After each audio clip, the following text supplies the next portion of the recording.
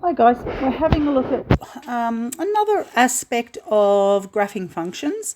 We've talked about maximum and minimum stationary points. We know how to get that. We look at the derivative and where that equals 0.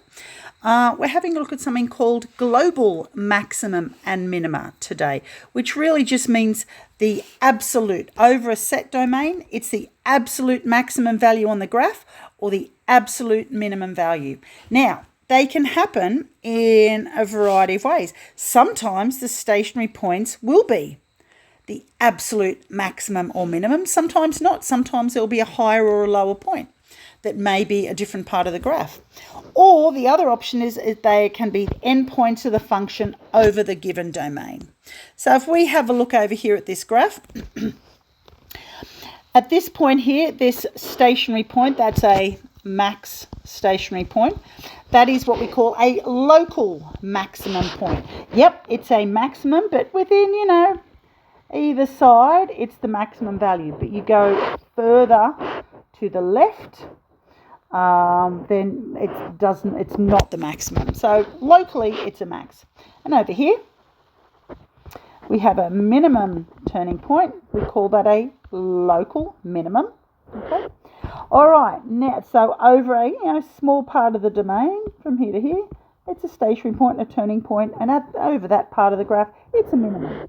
However, over this domain, so if our domain is going from A to B, so here's the beginning of our graph here to here. There's our endpoint. There's our endpoint. There is no higher point on the graph than this one. This is the highest. It's not the stationary point. It's the end of the graph over the domain. It's the highest point on the graph, so we call that our global maximum. And over here, over our domain from A to B, there is no lower point here. Okay, so it is our lowest point. So we call that our global minimum. Okay. All right, let's have a look over here. Let's see what we're going to do with this. So we're going to incorporate this into our graphing over a fixed domain. So let's have a look at this one. It says find the global min and max values. It's not asking for coordinate, it just wants the values. So the y values, how high does it go up? How low does it go down? Okay, and our domain is from -1 to 5 inclusive. Okay, so let's get started. We've got our function here. Let's write that down. Fx equals x cubed minus 3x squared plus 12.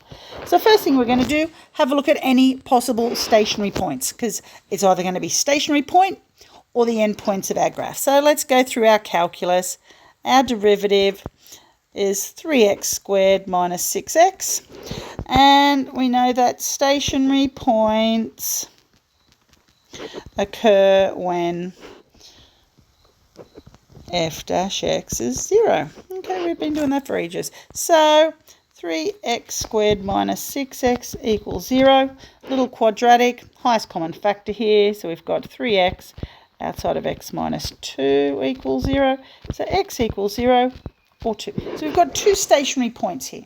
Okay, so now let's get the y value of those. We want to sort of get some perspective as to where these points are on the graph. So let's get, next part of the graph, let's get the function of 0. So that's 0 cubed minus 3 times 0 squared plus 12, which of course is 0. So we've got a stationary point, at 12, at 0, 12. And let's get the function value of 2. Okay, so we've got 2 cubed minus 3 times 2 squared plus 12. When we chuck that in the calculator, we get 8. So we've got another turning point, max min, we don't know, at the point 2 and 8. Okay. So let's have a little look graphically what we're looking at so far. Let's do a quick sketch over here.